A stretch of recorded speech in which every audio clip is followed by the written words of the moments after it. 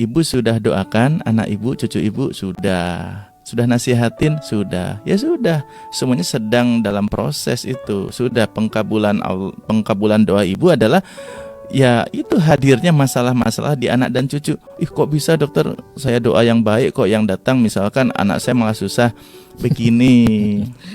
Jadi kan jadi gini, dan ini berlaku untuk diri kita juga ya. Saat kita ingin suatu kebaikan, Robbana atina fid dunya hasanah, ya berarti kan kita ingin baik dunia ya, kita nanti tentunya baik akhirat. Baik dunia saja itu mungkin gak seseorang itu masih pemarah, masih emosional yang tidak terkendali, masih tersinggungan, masih sulit bersyukur, mungkin gak?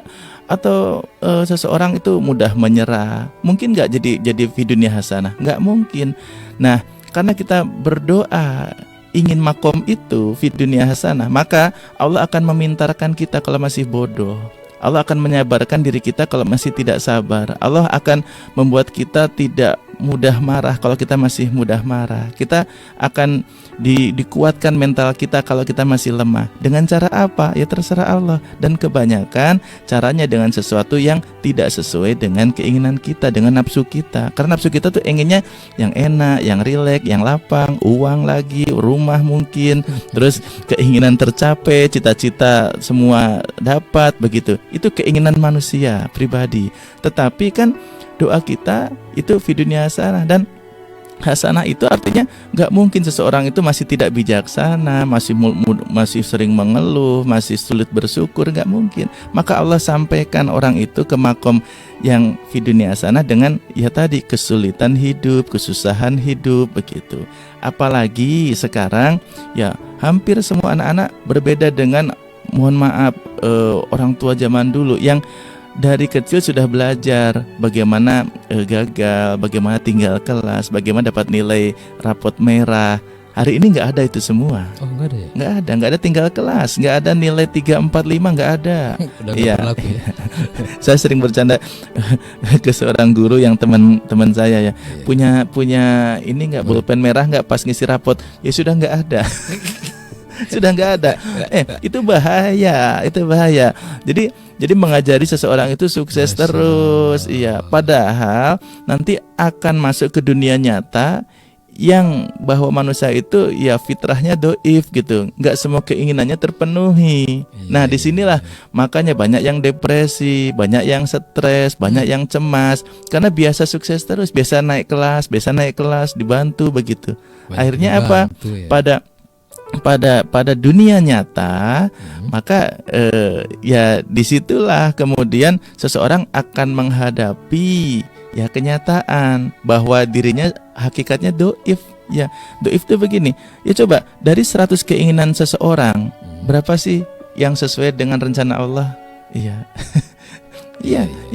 Ya bahkan seorang presiden, seorang gubernur, seorang bupati, ya tentunya pengen anaknya kan presiden lagi, atau bupati pengen anaknya bupati lagi.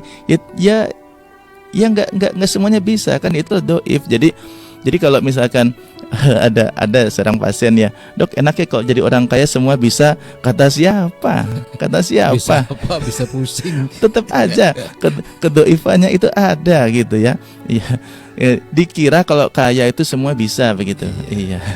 Jadi itu juga yang membuat kemudian ya makin cemas meratapi bahwa saya tuh makhluk yang paling nelangsa gitu ya. Ya dia kira tetangganya itu enak semua gitu. Iya. Kemarin beli motor baru, cemas deh pokoknya. Saya sampaikan bahwa selama kita dikasih nafas oleh Allah, pasti satu paket dengan masalah, karena masalah itu ladang amal begitu. Yang menghantarkan seseorang kalau dia berhasil merenung, belajar, maka dia akan menghantarkan naik kelas ya. Jadi lebih bijaksana, lebih mudah syukur, lebih mudah ikhlas, seperti itu. Iya, fi dunya hasanahnya kabul kan begitu. Iya. Jadi kalau ada orang setiap saat berdoa sapu jagat, tadi kan doa sapu jagat kan katanya Robbana atina fid dunya hasanah. Tapi kemudian kok nggak mau menerima kesulitan, kesempitan hidup, protes, ya sama aja gini, datang ke dokter, kemudian pingin sembuh, dikasih obat sama dokter, tapi obatnya dimuntahkan, dibuang, nggak cocok, obatnya pahit. Nggak cocok. Dok, obatnya ada yang rasa yang manis saja gitu. Ya Ya ndak bisa. Untungnya dokternya nggak marah. Iya, Nah iya. dalam hal ini ya Masya Allah, untung Allah Maha Rahman Maha Rahim, nggak marah gitu ke hambanya yang suka protes gitu. Iya, Iya, iya.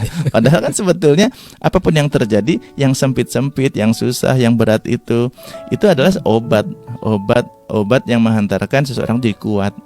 Oke. Ya seperti itu.